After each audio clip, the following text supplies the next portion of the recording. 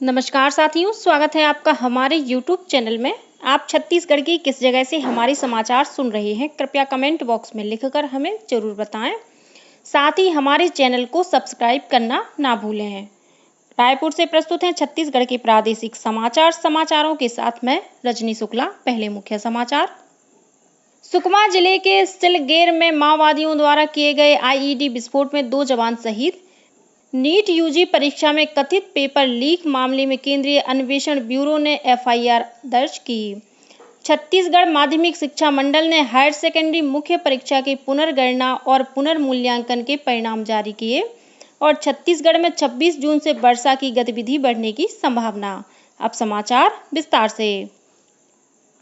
सुकमा जिले के सिलगेर में माओवादियों द्वारा किए गए आईईडी विस्फोट में सीआरपीएफ की कोबरा बटालियन के 2 जवान शहीद हो गए हैं। वहीं कुछ जवानों के घायल होने की खबर है। बताया जाता है कि माओवादियों ने जवानों को ले जा रहे एक वाहन को निशाना बनाते हुए आईईडी ब्लास्ट किया। इस विस्फोट में 2 जवान शहीद हो गए हैं। वहीं कुछ जवानों के घायल होने की खबर है। सुकमा जिले के सुरक्षा बलों ने तलाशी के दौरान माओवादियों द्वारा छापे गए नकली नोट बरामद किए हैं। मौके से नकली नोट के सैंपल, प्रिंटर, स्याही और अन्य सामग्री भी जब्त की गई है। पुलिस अधीक्षक किरण चावड़ ने बताया कि जिला बल, district reserve guard DRG, Bastar fighter और केंद्रीय रिजर्व पुलिस बल सीआरपीएफ की संयुक्त पार्टी सर्चिंग के लिए ग्राम मैलासूर, कोरासगुड़ा, दंतेश्वपुरम और आसपास के क्षेत्र की ओर रवाना हुई थी। इस दौरान सुरक्षा बलों को देखकर माओवादी जंगल की ओर भाग गए।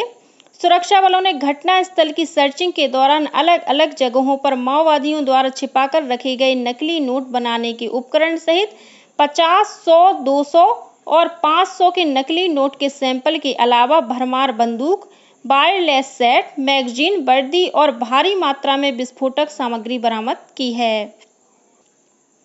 धमतरी जिले में पुलिस ने एक महिला माओवादी को गिरफ्तार किया है। मिली जानकारी के अनुसार मैंगो नुरेटी नाम की यह महिला घायल स्थिति में ओडिशा भागने की फिराक में थी। इसी दौरान सर्चिंग में निकली ओडिशा पुलिस की टीम ने उसे एकावरी से गिरफ्तार किया और फिर छत्तीसगढ़ पुलिस को सौंप दिया।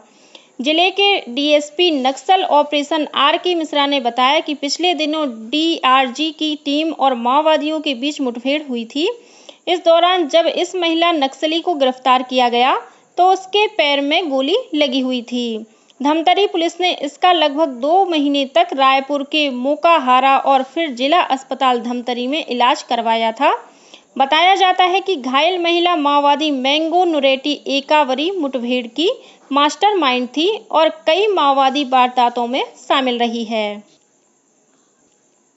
नीट यूजी परीक्षा में कथित पेपर लीक मामले में केंद्रीय अन्वेषण ब्यूरो ने एफआईआर दर्ज की है। ब्यूरो के सूत्रों के मुताबिक यह एफआईआर शिक्षा मंत्रालय की शिकायत पर दर्ज की गई है। व्यापक जांच और बड़ी साजिश का पर्दाफाश करने के लिए ब्यूरो इस मामले में देश भर में दर्ज मामलों को भी अपने हाथ में लेने के लिए कदम उठा रही है। शिक्षा मंत्रालय ने राष्ट्रीय पात्रता सह प्रवेश परीक्षा नीट यूजी 2024 में कथित अनियमितता का मामला व्यापक जांच के लिए केंद्रीय अन्वेषण ब्यूरो को सौंप दिया था। मंत्रालय ने एक बयान में कहा कि सरकार परीक्षाओं की शुचिता और विद्यार्थियों का हित सुनिश्चित रखने के लिए प्रतिबद्ध है। यदि कोई व्यक्ति या संगठन इस मामले में लिप्त पाया जाता है तो उसके खिलाफ कड़ी कार्रवाई की जाएगी। केंद्र सरकार ने परीक्षाओं में कदाचार रोकने के लिए लोक परीक्षा अनुचित साधन निवारण अधिनियम 2024 लागू किया है। राष्ट्रीय परीक्षा एजेंसी ने पिछले महीने की 5 तारीख को नीट यूजी परीक्षा संचालित की थी। परीक्षा में देश भर में अनियमितता बरते जाने और जालसाजी के आरोप लगे थे। दूसरी तरफ नीट यूजी परीक्षा में ग्रेस या क्षतिपूर्ति अंक पाने वाले 1563 अभ्यर्थियों की परीक्षा कल दोबारा आयोजित की गई। शिक्षा मंत्रालय के अनुसार छत्तीसगढ़, गुजरात, हरियाणा, मेघालय और चंडीगढ़ राज्यों के 7 केंद्रों में पुनः परीक्षा संपन्न हुई।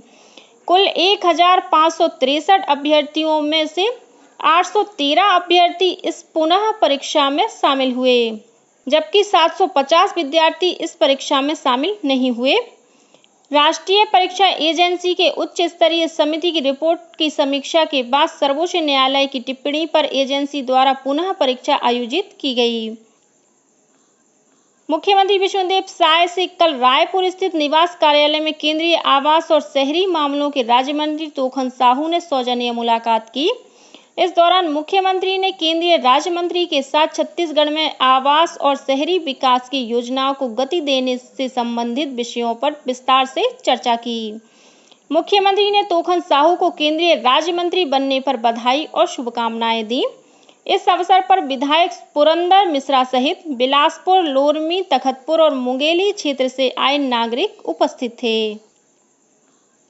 छत्तीसगढ़ के 23 जिलों में स्थापित legal aid defence council system में नियुक्त अधिकारियों के लिए बिलासपुर में 3 दिवसीय प्रशिक्षण कार्यक्रम का आयोजन किया गया। कार्यक्रम को संबोधित करते हुए छत्तीसगढ़ उच्च न्यायालय के मुख्य न्यायाधीश न्यायमूर्ति रमेश सिन्हा ने कहा कि legal and defence council system के माध्यम से अभिरक्षाधीन बंदियों और जरूरतमंदों को उच्च गुणवत्ता युक्त निःशुल्क विधिक सहायता उपलब्ध कराना सभी की जिम्मेदारी है। उन्होंने काउंसिल से कहा कि 1 जुलाई से लागू होने वाले 3 नए कानूनों का सूक्ष्मता से अध्ययन करें ताकि विचाराधीन बंदियों और जरूरतमंदों को न्याय मिल सके। प्रशिक्षण कार्यक्रम को छत्तीसगढ़ राज्य विधिक सेवा प्राधिकरण के कार्यपालक अध्यक्ष न्यायाधीश न्यायमूर्ति गौतम भादुड़ी और राज्य न्यायिक अकादमी के अध्यक्ष न्यायाधीश न्यायमूर्ति संजय के अग्रवाल ने भी संबोधित किया। छत्तीसगढ़ माध्यमिक शिक्षा मंडल द्वारा आयोजित हायर सेकेंडरी मुख्य परीक्षा वर्ष 2024 के पुनर्गणना और पुनर्मूल्यांकन की परीक्षा परिणाम कल जारी कर दिए गए। पुनर्गणना और पुनर्मूल्यांकन के परीक्षा परिणाम माध्यमिक शिक्षा मंडल की वेबसाइट पर उपलब्ध हैं। छत्तीसगढ़ माध्यमिक शिक्षा मंडल के सचिव ने बताया कि पुनर्गणना के 1084 और पुनर्मूल्यांकन के 9876 आवेदन प्राप्त हुए थे। मंडल द्वारा जारी परिणाम में पुनर्गणना के 153 और पुनर्मूल्यांकन के 4284 आवेदकों के अंकों में परिवर्तन हुआ है। डॉक्टर श्यामा प्रसाद मुखर्जी की पुण्यतिथि पर मुख्यमंत्री विष्णुदेव साय ने उनके तैलचित्र पर पुष्प अर्पित कर उन्हें श्रद्धांजलि दी।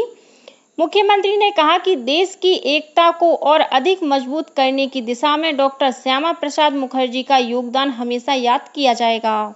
उनके आदर्शों पर चलते हुए हम समृद्ध और सशक्त भारत के निर्माण की ओर बढ़ रहे हैं। बस्तर के 7000 से अधिक देवगुड़ी, मातागुड़ी और 3000 से ज्यादा वन अधिकार मान्यता पत्र स्थलों के आसपास वृक्षारोपण अभियान चलाया जाएगा। इस अभियान के तहत नीम, आम, जामुन, करजी, अमलतास जैसे फलदार और छायादार पौधे लगाए जाएंगे। बस्तर के 7 जिलों में 5 लाख से ज्यादा पौधे रोपने के लिए बस्तर कमिश्नर ने जिला पंचायतों के मुख्य कार्यपालन अधिकारी को नोडल अधिकारी बनाया है। वृक्षारोपण की इस मुहिम में जनजाति समुदायों को भी भागीदार बनाया जाएगा। कमिश्नर ने वन विभाग के सहयोग से 15 जुलाई तक पौधारोपण कार्य को पूरा करने का लक्ष्य रखा है। साथ ही कलेक्टरों को वृक्षारोपण अभियान की निगरानी करने के निर्देश दिए हैं। बलौदाबाजार जिले के कलेक्टर दीपक सोनी और वरिष्ठ पुलिस अधीक्षक विजय अग्रवाल ने कानून व्यवस्था को लेकर राजस्व और पुलिस विभाग के अधिकारियों के साथ समीक्षा बैठक की। बैठक में कलेक्टर और पुलिस अधीक्षक ने सभी एसडीएम और एसडीओपी को सूचना तंत्र मजबूत करने और पुलिस की गश्त बढ़ाने के निर्देश दिए। उन्होंने गांवों में समय समय पर शांति समिति की बैठक कराने और धार्मिक स्थलों पर निगरानी रखने को भी कहा। कलेक्टर ने रैली और धरना प्रदर्शन करने के लिए अनुमति लेने से पहले शपथ पत्र प्रस्तुत करने को कहा। साथ ही तहसीलदार और थानेदार को गांव के विवादित प्रकरण के तत्काल निराकरण करने के निर्देश दिए। और अब पेश है मौसम का हाल। छत्तीसगढ़ में 2 दिन बाद यानी 26 जून से वर्षा की गतिविधि बढ़ने की संभावना है। मौसम विभाग के अनुसार 27 और 28 जून को राज्य के अधिकांश स्थानों पर हल्की से मध्यम वर्षा हो सकती है। वहीं दक्षिण छत्तीसगढ़ के 1-2 स्थानों पर भारी वर्षा होने की संभावना व्यक्त की गई है। राज्य में अगले 24 घंटों के दौरान कुछ स्थानों पर गरज चमक के साथ अंधड़ चलने और वज्रपात होने की आशंका है। और अब कुछ अन्य खबरें संक्षेप में। पूर्व विधायक और महासमुंद के वरिष्ठ कांग्रेस नेता अग्नि चंद्राकर का कल निधन हो गया। उनका इलाज रायपुर के एक निजी अस्पताल में चल रहा था। अंतिम संस्कार आज उनके गृह ग्राम लभरा कला में किया जाएगा। भारतीय जनता पार्टी 25 जून को राज्य के सभी जिलों में आपातकाल काला दिवस मनाएगी। रायगढ़ शहर में स्थित रायगढ़ क्लब पर जिला प्रशासन का आधिपत्य बना रहेगा। इस संबंध में एक व्यक्ति द्वारा दायर याचिका को सुप्रीम कोर्ट ने खारिज कर दिया है। राज्य सेवा परीक्षा वर्ष 2022 के परिणाम के आधार पर सहकारिता विभाग में चयनित अधिकारियों की नियुक्ति कर दी गई है। उम्मीदवारों को कार्यभार ग्रहण करने की दिनांक से अस्थायी रूप से आगामी आदेश तक 3 वर्ष की परिवीक्षा अवधि पर नियुक्त किया गया है। बिलासपुर की आरपीएफ टीम ने उसलापुर स्टेशन पर 2 आरोपियों को गिरफ्तार किया है। उनके पास से 18 किलो गांजा जब्त किया गया है। और प्रयास आवासीय विद्यालयों में कक्षा 11वीं में प्रवेश के लिए चयन परीक्षा 21 जुलाई को आयोजित की जाएगी। परीक्षा में शामिल होने के इच्छुक और पात्र विद्यार्थी 8 जुलाई तक ऑनलाइन आवेदन कर सकते हैं। इसी के साथ छत्तीसगढ़ के समाचारों का ये बुलेटिन समाप्त हुआ। नमस्कार।